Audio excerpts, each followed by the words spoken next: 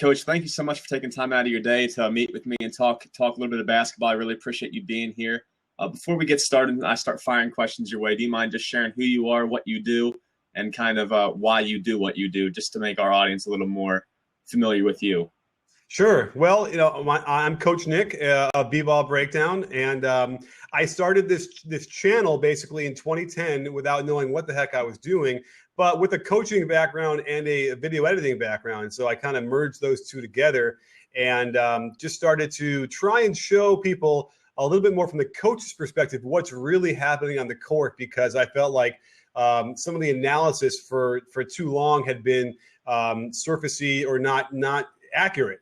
And so there's a lot of times when I'm seeing things that are being praised that are just not praiseworthy, or the opposite, where things that need to be pointed out that are really good that no one would ever really notice it, or it might be too subtle.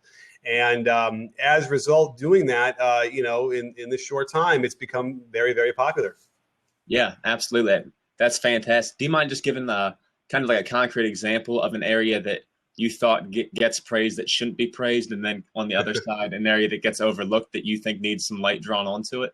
Well, I guess if you want to get me in trouble, I can talk about Russell Westbrook. Is one of those guys who is a fantastic talent, is truly amazing and with what he can do, but he balances that out a bit with the bad decisions and bad shots and stuff that frustrates a coach to no end, management of the game and those kind of things from the point guard position. And so I go back and forth often with a lot of the people in our conversation about it on Twitter and stuff. And it's a great debate. And I kind of go back and forth too, where I kind of, there are moments where I'm like, okay, he's really playing the way I would like him to play if I was his coach. But oftentimes when I turn on those games, that's what I notice. As far as the other end, I think maybe like there's a lot of defensive things that I'll point out that are really important as far as rotations that people seem to respond to a lot. I'm really big on not helping one pass away. Right. And when I see that happening, I usually will try and bind it and, show people can now fill in repeat that they can actually finish my sentence now or finish my tweet about, not helping one pass away when they see it, because that's one of those things where I feel like it should be pointed out more that shouldn't be done. And when people do successfully execute it the right way, I'm always ecstatic in pointing that stuff out. So defensive rotations are a big one. Absolutely. Well, thank you for sharing that. Over on the right, I'm seeing we have a question here asking which rookie has most impressed you so far this year. I'll let you go ahead and answer that just quick for the viewers tuning in. Sure. Well, I mean, it's an easy answer. I think everyone's talking about Porzingis and Towns. Porzingis is just really every day just becomes more and more a man out there and can do a lot of things. And so I'm really impressed with the way he plays in the moment, not trying to do too much. It is very active. And it's at that height, it's like he can do things that a small forward normally does. And he can only, this is the floor for him. And then Karl Anthony Towns, I got to watch him a little bit yesterday. I don't watch a lot of the Timberwolves, unfortunately. I need to do more. But whenever I watch him, I get blown away because he's another one. He's a 7-footer, but he's not a center. He is. I'm not sure what position he is, but it's everywhere, all over, doing everything. And I think that he will really get good. And I anticipate him shooting more threes, shooting really well. He's got a beautiful form on his jump shot. And I then anticipate from there, getting better at maybe breaking guys off the dribble until he's in that. I don't know if he can be like the Durant kind of guy, but I could easily see him being a guy that could just be a nightmare in the perimeter and then throw it down low to him as well, for 8 touches a game and score down low. So I don't know how you defend him as he continues. Awesome. Well, thank you for taking time to interact with them. So then going forward, Coach, you said you started B-Ball Breakdown back in 2010. And you really didn't know what you were doing at the time, but you kind of got more and more into it. What's been the best part of you having the show, having the channel, and going through that process from 2010 to where you are right now? I would say the best part has been the interaction and the conversation. I mean, that's what our tagline is. It's not a channel, it's a conversation. You win. So, it's clearly, that was what made us successful, I believe. No longer did you have to sit there on a couch and listen to ESPN tell you what's going on with no ability to interact or talk back to them or ask them questions or yell at them. And so what I tapped into, I believe, is that conversation that everyone was dying to have. And when those, the bigger outlets were turning off comments or just ignoring the tweets and all that kind of stuff, I would be responding to everybody. And I still do. And so, we just launched our new mobile app, and there's a way that you can message me directly. And that's just been crazy, but fun. Yeah. And another level of conversation that I think people really have responded to. And that's been an essential part of our growth. Absolutely. I think it's fantastic. I know that the content you have on the site's been helpful for me too. I found it probably back in, I think, like 2013, and I always enjoy the analysis and whatnot. So I do appreciate you sharing that. So, one of the things, Coach, you've got a whole bunch of different types of videos. You have interviews with coaches, talks with players, the on-the-court breakdowns, and then your analysis of the NBA games. So you're always around the game, always around players and coaches. What are some of the best things about basketball that you've learned through your involvement with the show? Well, there's certainly, the first thing you do is you learn a lot more of X's and O's. And, as I have been coaching at the high school level and going to all these clinics throughout the years as an active coach, I had learned quite a bit of the on-court strategy stuff. But there's no question that spending most of my days just studying the NBA game and seeing what they're doing on the court has exponentially improved my knowledge of what's going on. Plus, our popularity has allowed me to then get in front of NBA players and coaches and GMs and also pick their brain a little bit as well. So that's been a really, really big one. I'd also say that skill development, because another big segment of our content is on-court demonstrations. Mm-hmm. And so we'll do 5-on-0, 5-on-5, but then we'll also go and visit other trainers and look into what they're doing, cutting-edge techniques to improve your game and an approach to the game. And that's been another huge growth for what I've learned, because what I kind of think about it now is I'm not actively coaching a team. And so it's like one big sabbatical for me. And I'm just going around the country, basically meeting up with different coaches from all levels and just assimilating as much information as I can. It's been incredible. And then the third piece of this is I've been, being able to master the social media space and understand how Twitter and YouTube and Facebook and the .com work and how they can work together to improve, traffic and all that kind of stuff as well, and popularity, which is just, all go hand in hand. Yeah, no, very cool. So then I'll keep kind of trying to take that and stretch it a little further, at least in terms of the X's and O's. Can you think of one concept, offense, or wrinkle that you've learned over the years that you're just absolutely in love with? And if you were to coach a team tomorrow, you would have to take that with you. Oh, I'm sorry. So what's the question? If I took over a team tomorrow, what would the thing? Yeah, so you said that, that you've learned so much good X's and O's stuff. And so I'm asking, like, what's the one thing that you just love so much that you've learned over the years that you would, if you were to have a team tomorrow, you would automatically put that in? Oh, okay. Well, that's a great question. I guess, there's components to that question as far as, like, are we talking about offense or defense or what? I mean, if I were to say offense, I'm a triangle offense coach, and I truly still believe in that in this system because it's a 5-man, 5 fingers on a hand playing like a team. And however, I will say, and I said this before in the past, I wish I was a really young coach coming up right now, being able to form my philosophy, being able to see the Warriors or the Spurs play, for instance, because I always envisioned a way of being able to spread the floor and get threes, even back in the 80s and 90s when the three-point shot first came in, and just didn't really have any template for it.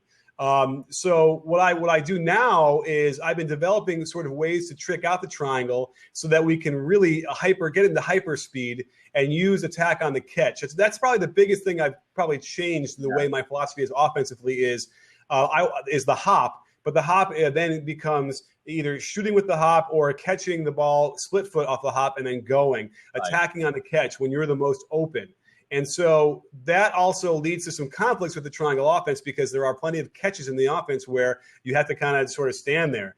Mm-hmm. And where I'm trying to right now actually figure out a way to sort of to tune this up where you can mix attack on the catch with all the goodness of the triangle and have the best of both worlds.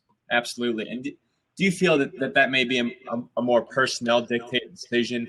Say that you have a team, if you have a guy like Russell Westbrook on your team who obviously is at his best when he's attacking, playing full speed, or a more methodical player, how much would that play into your decision?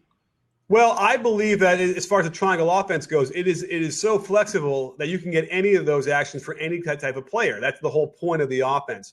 And so when you point to like Russell Westbrook, I can show you 12 different actions out of the triangle, out of the natural flow that would be perfect for him. And then you could teach him how to do it. Now, the slower, more methodical player can also learn to look at the different spots and figure out, okay, for every position I'm in, what would be the best response from me be? Now, it might not always be completely obvious by looking at it on paper at the first day of practice, and that's why we play games and have practice to sort of learn that as well in the environment, the game speed. So those are the kind of, that's why the triangle is also, to me, so important, is that it is that flexible. And there are other offenses as well that could be that flexible, but that's the big misnomer about it, I think, that people think about when they think about that particular offense. And that's sort of, what I'm trying to dispel. Awesome.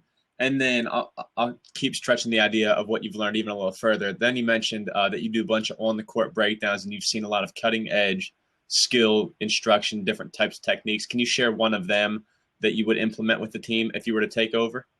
Well, for sure, the pro shot shooting system was a big eye-opener for me because for years I had looked at the best shooters of all time and just thought that they don't shoot the way everyone else is taught to shoot. And I just kind of would shrug and be like, well, that's Larry Bird. I guess he can do that, or Michael Jordan can do that. But when we looked at this and really discovered what they were doing and that you can reverse engineer that, that has been a huge eye-opener for me for the shooting standpoint, which is, probably the most vital skill you can have on the basketball court on the offensive end. And so when we're talking about the turn, so you don't have 10 toes to the rim, you have a natural turn, a dip when you catch the ball, the sway with your feet flowing forward on your shot, and then the hop for me is a real big one as well. Those things I feel like are game changers for everybody to master and learn. And I think that going forward, as we continue to advocate for these particular techniques, we're going to start seeing three-point shooting go up and up.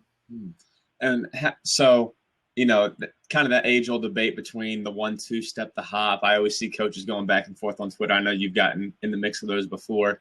What are the advantages of the hop? Why do you like it? And then if you were to have a player that was all his life 1-2, would you try to change that, or would you let him do with what he's done because he's already so used to it?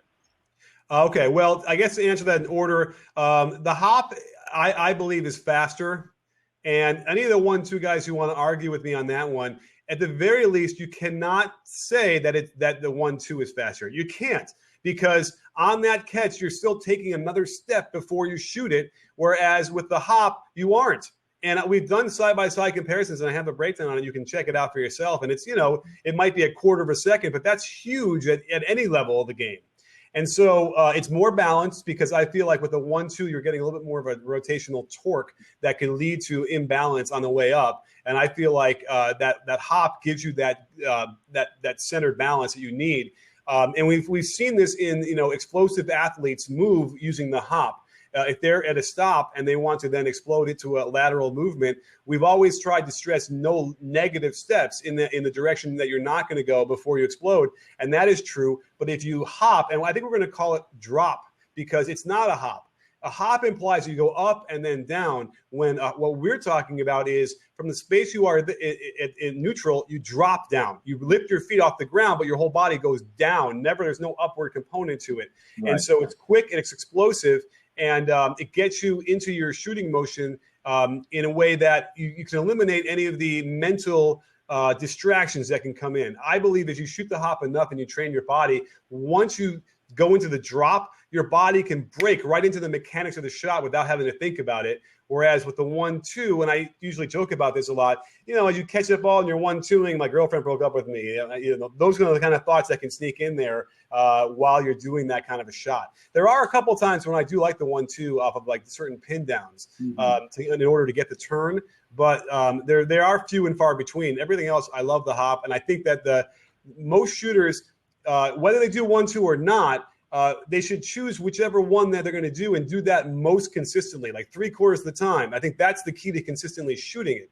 And then you can easily teach anybody at any level the hop if they were a 1-2 shooter. And so I would definitely teach it to them no matter what age they are. Okay. And then I'll keep kind of going down the same again, I told you I always send the questions as a framework, but then my curiosity just takes over as we go. So for a right-handed shooter shooting off the dribble, how does the turn work with that? Because they kind of have to completely change the motion of their body. Then if I'm going to my right with my right hand off the bounce, how would you teach that? And then how do you compensate to make sure that that's still fluid motion?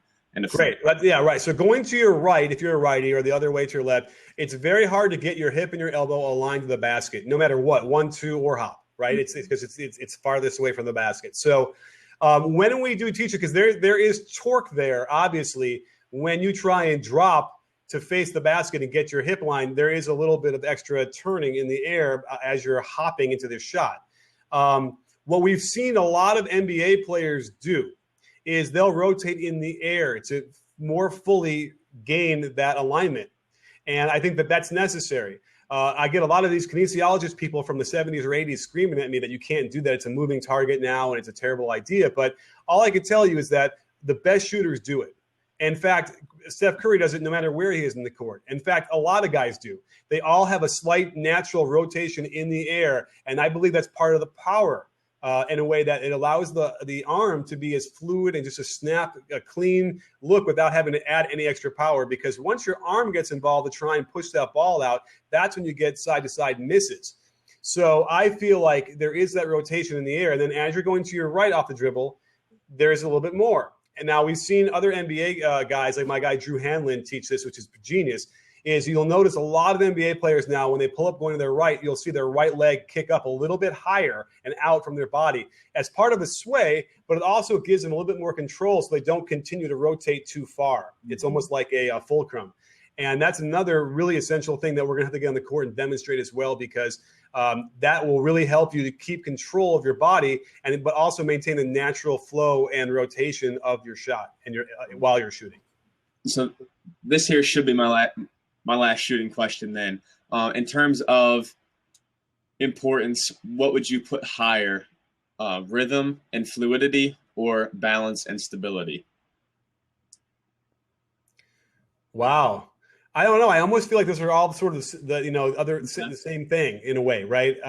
If you have the balance and stability, well, then the rhythm and the fluidity sort of come with that. I would feel, and so those are all like sort of equally essential components. But I do feel like the balance and stability is the beginning, and then those other things come from there. So I suppose I don't want to weasel out of that answer, but balance and fluidity is certainly the balance and the stability are really the building blocks of any shot. Absolutely. And then how would you start teaching that? Is that just a natural byproduct of the hop, or is there a certain way? Do you feel like you should train athletic movements? Because that's one thing, I work with a ton of players, and balance is a big struggling point when they're on the court. But even when we're warming up, like they'll do a lunge and they're having a hard time staying on balance. So do you feel like that's kind of a flaw in the system from how we start with young players, or kind of elaborate on that there for me? Yeah, well, that all starts with footwork. And every team I ever coach, from no matter what level, we start our season for weeks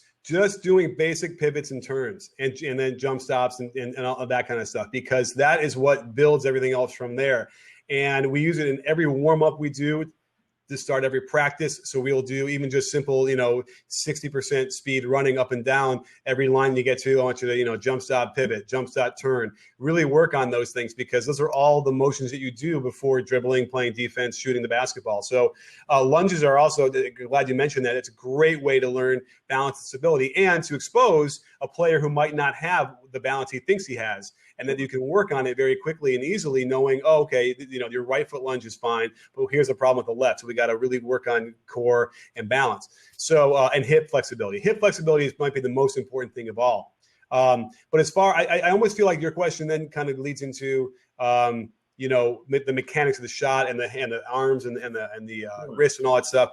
And I just want to throw this out there. I used to torture my kids with stretching and pulling and making this all good in here. And I used to tell my kids, if you don't shoot the ball up over here above your head here, you're not playing varsity for me. And then I saw Steve Nash shoot the ball, and he shoots it in front of his face. And you watch Steph Curry with the one motion shot, and he kind of shoots like a little kid still, in a way.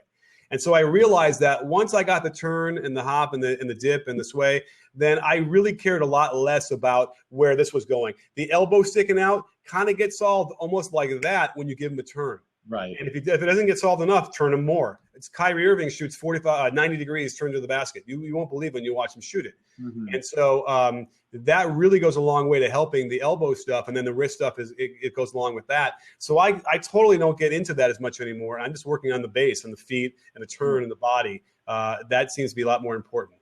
Awesome. So there, as we were talking about some of those foundational skills being needed on both the offensive side, as we just talked about, and then the defensive side as well, I want to actually transition to that side of the ball and just kind of describe to me what your ideal defense would look like. Again, you've watched all this NBA tape, and you have your big points on not helping one pass away. Can you just kind of describe some of the core tenets or aspects to your defensive philosophy?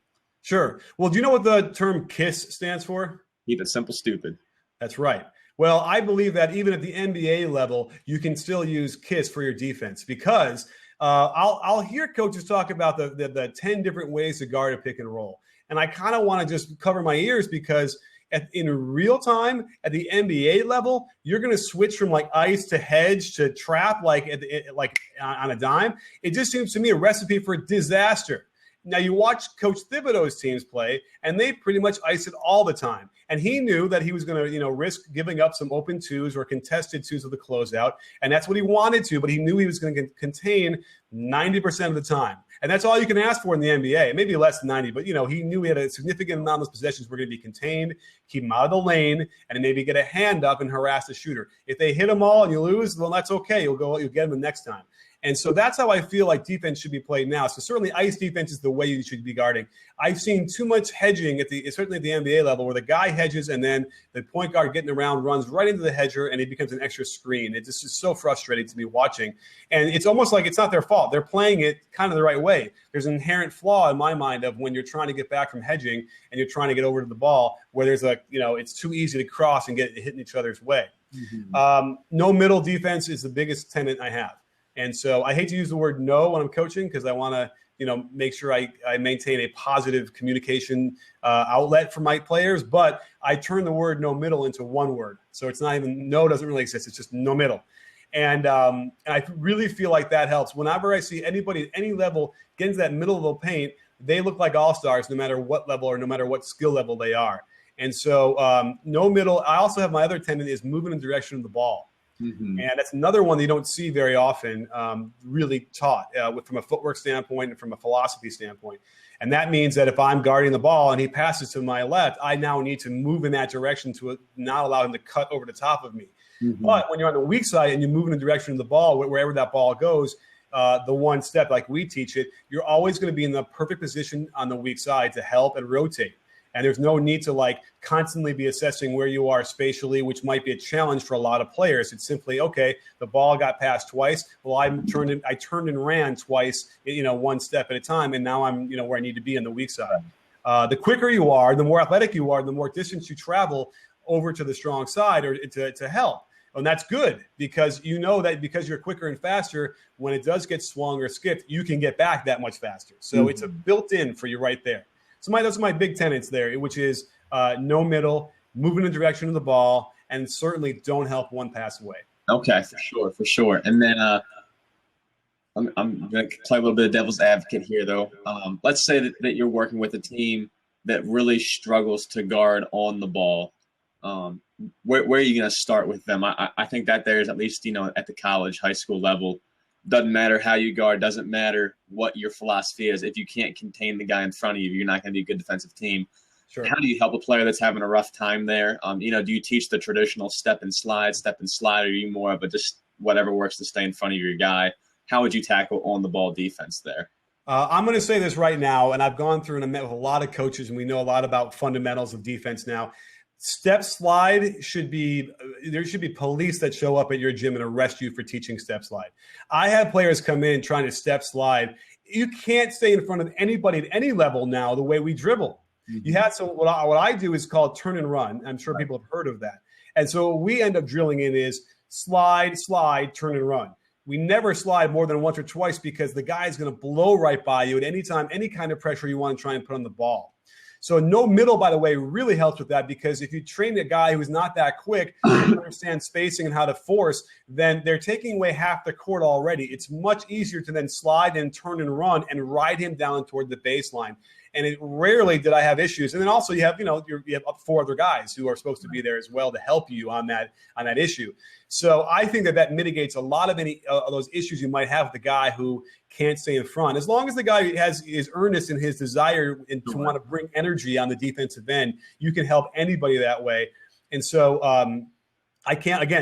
turning and running is huge, and they have to learn how to do that. There's also a hybrid of that my buddy Brian McCormick talks about, which is sort of like you're kind of running but you don't turn. So you kind of have your torso still square to the ball while your legs are running, which requires, again, hip and lower back opening so you can get that pivot. Think about like tennis players who are running along the baseline, and their legs almost run independently of their torsos, of their upper body. They're completely twisted the other way. And it's amazing when you watch like Djokovic do it. And that's what we need to train our basketball players to do as well, so they can then keep having a hand up or having some sort of defensive pressure while they're scurrying to keep up and ride them up to the baseline. So that's a big one. Step and slide, I mean, it's just it's antiquated, it's slow, and it would be something I would never, ever advocate teaching. No, for sure. And then the second aspect I have is if you're playing a team who is heavy on dribble penetration, do you ever what's the word I'm looking for? Do you ever drift from your no one pass away help rule to contain dribble penetration, or how do you teach helping one pass away while still not surrendering that pass? Do you just teach to kind of plug with your butt, or how would you go around and talk? Yeah, and by the way, no help one pass away doesn't mean that the guy who's one pass away is doesn't move or doesn't do anything. He stunts. And what I mean by stunt is he will jab at the guy with his foot and his hand. And you'd be surprised, even at the NBA level, a lot of times the ball handler will kind of pull up a little bit and stop, thinking that he's going to help, and he doesn't. But we do this, and I've done this before, I got to do it again, another breakdown, is that lunge or that stunt can't be, let's say you're moving to your right and you're putting your right hand out and your right foot out. You can't have a 90-degree angle with your leg and have all your weight on that right foot as you're stunting. We actually do the opposite, where we throw the leg out almost straight and their arm out so that we can push right back and go right back to our man. Mm-hmm. And I get into an argument all the time with one guy on Twitter, my buddy, Coach Ray, about it, because he thinks that no matter what happens, if the guy is penetrating the basket and you're one pass away, you have to help because he's going to get a layup. And I said, no, the help always has to come from the weak side. You rotate over and sink and fill to cover. And if they get the layup because the guy didn't rotate, it's not the guy one pass away's fault. And I will bench the guy who doesn't rotate over from the weak side. And then you know what? Sometimes that damn offense scores. Like, that's what happens. They score. You don't always rotate. Because here's the real key that it makes my argument, is that if I'm guarding one pass away in the corner, for instance, and the ball is being penetrated, on my side toward the basket, there is no way for me to know whether or not the third teammate is rotating over or not. I can't turn all the way to look down toward the baseline and see if he's there, because then I lose sight of my man and I'm not, the ball is sort of coming at me. So it's not a decision. You can't make that decision to be like, oh, I'm going to help one pass away because there's no one rotating over, and then the next time down, I don't have to because I see him coming over. You can't tell that in real time when it's going on. So the principles have to be maintained at all times, which is never help one pass away. Now, if it's Tony Allen or, I'm trying to think of any other shooter. It's really, Tayshaun Prince, I suppose, a guy like that, then sure, help out one pass away. Dare him to shoot it. There's instances where the scouting becomes an issue, or you can let that influence how you want to do it. But again, as far as the KISS principle, now you're going to go game to game, and sometimes you're helping one, sometimes you're not. And I get a little bit worried about that when you're putting that much, different kind of stuff in the players' minds. Sure. And then I want to go ahead and talk a little bit now just about switching defensively. I know that I've seen a little bit of it from Golden State. Whenever they have their smaller lineup in, they'll switch more often, or at least kind of containing and going under a lot of screening actions and whatnot. What are your thoughts on that? Does it only work for a team with unique personnel, kind of like what they have, or is that a concept you think we'll see more and more of now? I'm sorry, so you're talking about going underneath the screens? Yeah, either switching in order to contain anything off the ball, or simply just going underneath it all and allowing them to fade, knowing that you have more time to recover that way. Well, it's funny because it's also a matter of what level we're talking about. Because in high school level, like how many point guards are really going to be able to pull a three when you go under and nail it, Right. even 37% of the time? Like you might face and by the way, it's changing as we go further. I stopped coaching in 2013, and we were starting to see guys shooting from like real distance at least, and so I have to imagine that that's going to keep improving even off the bounce. But as of now, you might end up playing. Of your 20-some game schedule, maybe you play 4 point guards that can do that. So I kind of started advocating, let's go under all those, especially if it's a high pick and roll out top above the 3-point line. That said, I mean, if we're talking NBA, right, a lot of those guys can hit at a clip that's enough where it'd be a problem. So, again, I'm ice defense. Force that ball handler away from the pick every time, and then see, if you can do that in the long run, you'll be better off. And so that's how I would do it. I wouldn't even let him use that screen. Of course, what they're doing now is if you go under, they rescreen, and then they move closer and closer. And that's a really great adjustment to make. And so another reason why I just like dictating it more to force him away from that screen. And that it allows the big man to sort of, also only have to deal with like sort of one half of the floor as well, as long as the point guard's man is doing the proper footwork and busting his butt to get back into play. Absolutely. And so how then do you teach that on-ball defender? Let's say that we're going to go ahead and ice the pick and roll, and I'm guarding the ball, so I slide up, get on the high side of the ball handler to push him away. How do you teach me now chasing him back or squaring him back up to get in front of him so I don't leave my big man out on an island to go ahead and guard somebody faster or a little more dynamic? Well, that's a great question, because also what's happening in the NBA now is that once they set that screen and you force them, then they pivot and they set a step-up screen, right, where they're parallel to the half court. And now you are still getting screened in a way, right?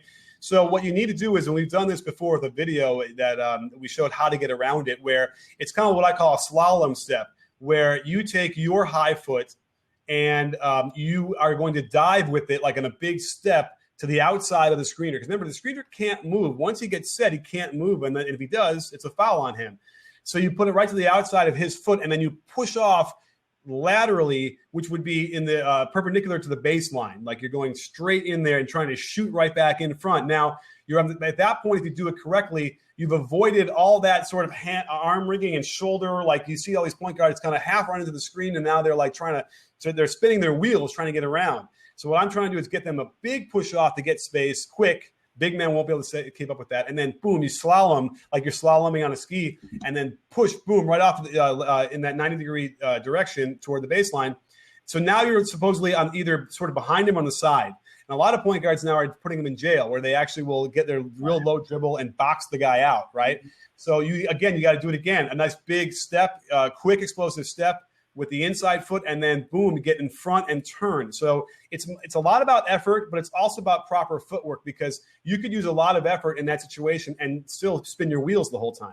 Sure. So that slalom step is really important to get around that screen, then to get around in case he's trying to put you in jail. And then it's effort, and then it's whatever you can kind of do to kind of bump in there and get there, ride him out. Remember, you don't often have to get right in front of him. The big man is in front of him trying to contain. If you can kind of get in there on the side there, now you're kind of doing your no middle, right? And if you ride him out toward the block a little bit and get a hand up, that's not an easy shot. And then who knows, if the big is still sort of in the area, he can get a hand up too, and it's a lot harder to do. A lot of times you'll see what happens is the guy kind of goes up, and maybe the guy, the point guard's man, fouls him a little bit, but they don't call it, and the big man comes out there and just swats it away. It should be a foul, but they don't call it. And so that's a great example of just angling the guy to keep him from really hurting you. Sure. And so I know that they're talking about the ice coverage. You referenced how teams now, instead of going for that side pick and roll, they flip it into a step-up screen just as an adjustment. And that's one of the things I think is most enjoyable about the NBA, is how teams are always kind of engaging in that punch, counter punch type action. So what are some of the best offensive adjustments or most creative things that you're seeing teams do this year? Again, I know this is off the cuff, so I apologize for putting you on the spot, but very true kind of to hear your thoughts on that. Well, I mentioned briefly a little bit of those things that we're seeing. So, a couple of the adjustments we're seeing on pick and roll stuff is, if you go under, they'll just rescreen you and they'll move it closer. Really tough. The Spurs started doing it. Now everyone's copying them. Is, once ice started happening on those inside ball screens, then they just quickly pivot, and now it's set a step-up screen that's parallel to the baseline. And that's a really, clever way of doing it. Then you see the snake dribble. This is the real problem with ice at this point. What I'm seeing is that now that they're getting sort of a free reign at the big man who's trying to contain, they're just taking a step at him and crossing over. And now they're like kind of getting in the middle. And you need to have a mobile enough big man. Like guys like Pau Gasol can't do it. They simply cannot move and be effective enough to contain like they were supposed to until the point guard gets back on defense. So that snake dribble, that crossover by the point guard, that's going to be the thing that's going to probably force another adjustment out of ice. What I liked about it the best and originally with ice is that you didn't need a third defender to rotate over to really help you. The most they'd get would be like a long 2 or maybe a 3 with the big man supposedly closing out with a hand up, and that's fine. Now, though, what we're seeing when you do those step-up screens is they're occupying both the big and the small down toward the baseline. And when they kick it out to the big guy, you need to have a third guard rotate over to either stunt or come all the way over to try and really defend that ball. And that's a nightmare because now you got a 4-on-2 or whatever on the other side. Sure. And so then kind of going with that whole idea, whole thought process of offense. I know we had talked earlier about how you love the triangle and how you would like to maybe even adapt a little bit to how you can incorporate the quick ball movement and penetration and catching on the go styles of the Spurs, of the Warriors. Can you just give like a very, very brief kind of kiss type demonstration of the triangle and then where you would see those 1 second concepts coming into play with it? Yeah, well, I mean, I guess I can go the other way where, as far as, the traditional triangle would be, 2 guard front, 2 forwards, and a center down low, which is, 4 out, which is basically pace and space that we see now, which is sort of when I talk to older coaches, I wonder, and I've asked them before, if it really feels that different what's going on. Because what we're seeing now is a lot more three-point shooting, but we've had this notion of space and movement forever. But that said, one of the issues I have with the triangle, I'm not even sure if we're answering the question, but this is, sort of the take I have on it, mixing this stuff together, would be the traditional way of forming it would be a guard would throw the ball to the forward and then run to the corner in front of the ball. Mm-hmm. And that was just always too slow to me. And I believe Tex Winter is a mentor of mine, and I never got around to asking him, why he did that. I think that was a very common action to kind of throw it there and then kind of run to front. But I think one of the reasons was it sort of forces the guy who catches the ball in the wing. He can't shoot it right away. He's got to let the guard go through. And I get that. I like that. Now you're guaranteeing at least 2 passes in your offense in some weird way. But at this point, it's too slow. Waiting for that guard to come while the guy is being, and I used to torture my kids again when you got to rip through over and over again, triple threat. Until he gets there. And it's asking too much. When it's that much pressure, he should be allowed to just go right by his man. And so I would eliminate that right away. I would do probably numbers break every time, which fills the corners anyway. And then you can dribble to the wing, for heaven's sakes. Right. Or then you can fill somebody else in on that one wing and make the quick pass before half court.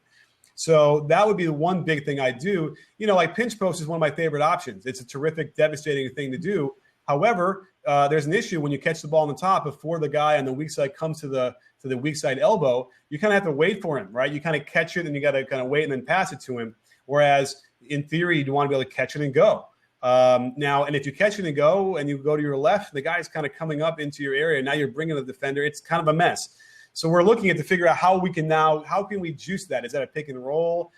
Do we adjust the timing so the pass comes a little bit later? It's a confusing thing now because so much of the timing of the triangle it doesn't mesh as well with attack on the catch. So we're working on it. It's a real conundrum and a puzzle that I'm going to have figured out hopefully this summer. Sure. And I think that there's kind of a good thing for all coaches to do is say, what do I like? What am I seeing that's working? How can I mesh the two together rather than just changing with the wind in terms of what is working schematically right now across the league? And let me just say this because, people are even still trying to say that the triangle is antiquated and there's no place for it in today's game. I am preparing a very big explosive breakdown right now, which is going to show you'll be staggered by how many teams use triangle offense action. They don't run the pure triangle, but they're using a lot of the action straight out of the triangle, which to me means, hey, it's still a very viable offense with a lot of terrific automatics you can get out of the flow of your offense. And I think a lot of people are going to be surprised by just how many teams in the league use it. Yeah. I think my favorite triangle action I always like the blind pig option to throw it in, have the backdoor cuts. I know the teams I've coached, that's been like our pressure release. Yeah. So the boneheaded play, you pick up your dribble, we can always flash that post player and then keep attacking. And the pinch post is great as well. And I've even seen that trickle down a lot into the college game. Stephen F. Austin's the mid-major that makes a tournament run every year since Brad Underwood's been there. And the pinch post is part of their built-in offense. And I think that's just fantastic to see how that's all trickling down. I mean, if you watch the Warriors, by the way, and Steve Kerr obviously has knows the triangle as well as anybody.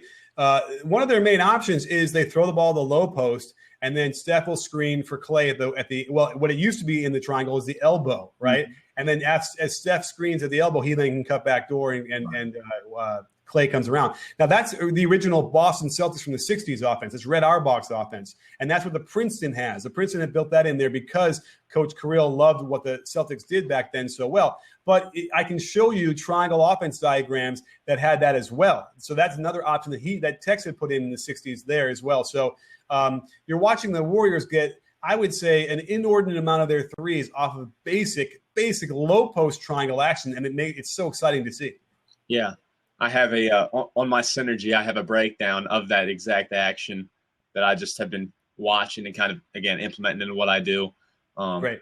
The first time I had seen it was with the University of Denver, Joe Scott being their coach, their big Princeton team, and they really utilized that as well. So I love always seeing how different people utilize the same things in different ways. And so, talking about how coaches put their own unique spin on thing, you get to interact with a lot of coaches at a very high level. What are some of the best things that those coaches have told you from a coaching perspective? Maybe not exactly X's and O's, but in terms of philosophy or how to work with players and how to operate a team. What are some of the best things that you've learned from that?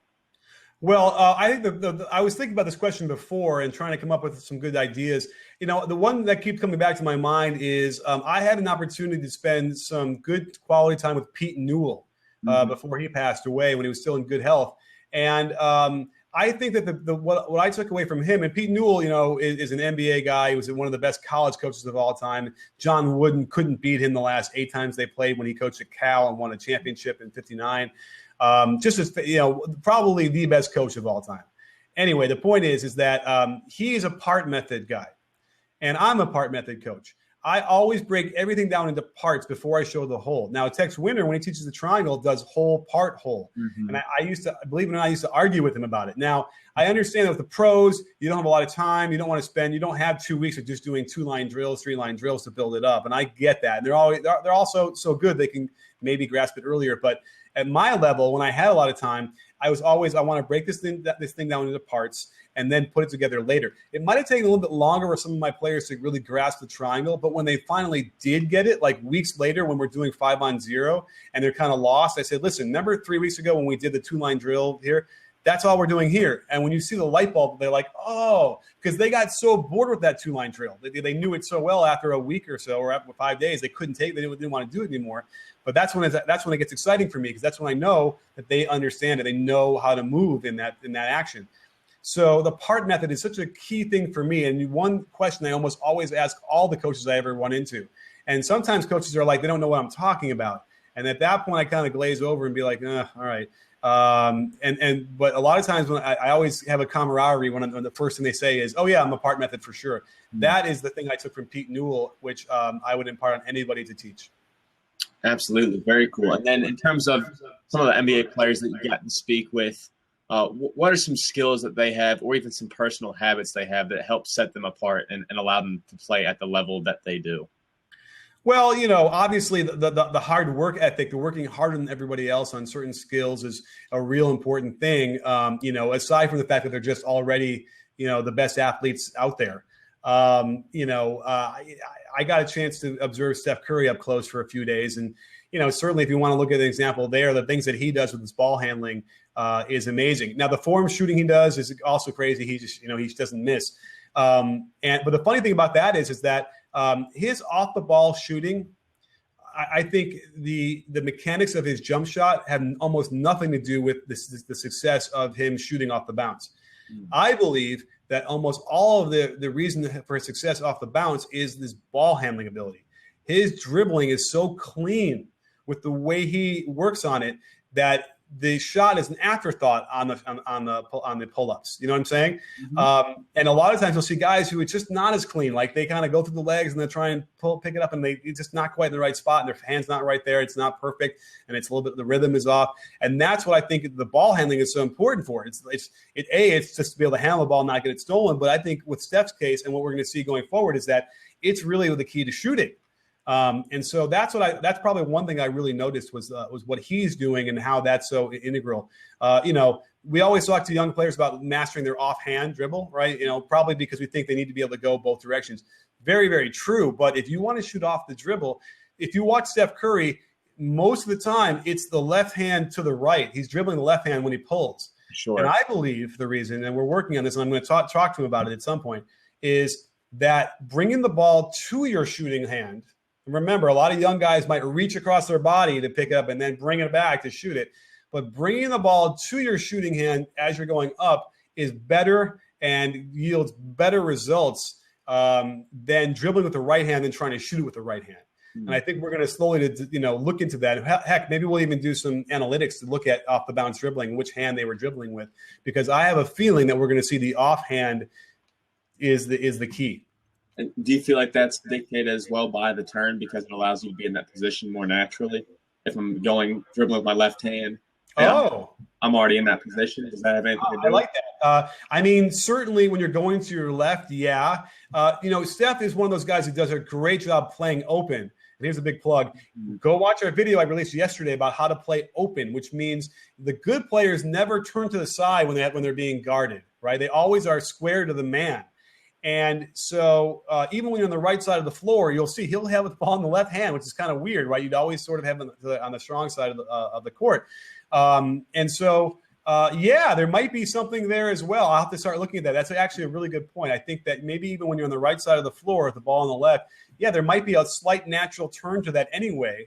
And then there you go. I really like that. Hey, John, you just taught me something. That's awesome. Thank you. I'm glad to hear it.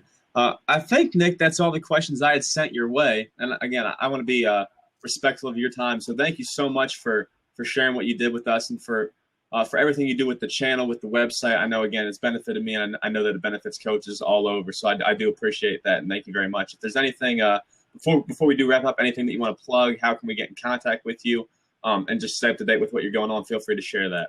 Sure. Well, again, thank you for having me on. I always love talking basketball, and I think we had some great stuff here, and I think we solved some problems that we might have with the game. I think if you want to follow me on Twitter, it's at BBALL Breakdown. During the games, we live tweet vines with analysis, and it's always a rollicking good time. So I definitely encourage you there. But we also launched our mobile app a week or so ago, and people are freaking out about it. So it's a great place to get all of our terrific articles on our website. My editor-in-chief, Jesse Blanchard, has curated some of the best writing you're going to find of analysis of the NBA using deep stats. But also, it's not wonky where you can't follow what's going on. So it's terrific stuff. Every day we have multiple articles being published. And so if you're on the mobile app, you can get it all in one place because we have a podcast as well. And we're actually having some more people joining our umbrella of podcasts. So we're going to have some of the most varied, kind of content on the podcast side with a bunch of different interviewers and fantastic big name guests. So definitely check that out if you can and download it because you can also directly communicate with me. It's been an incredible thing. It's only been 2 weeks and I can't get over it. Awesome. Well, thank you so much, Coach, and enjoy the rest of your day out there in California, and best wishes to you with everything that you have going on here in the future. You got it. I'm in. Oh, I'm in as well. Take care.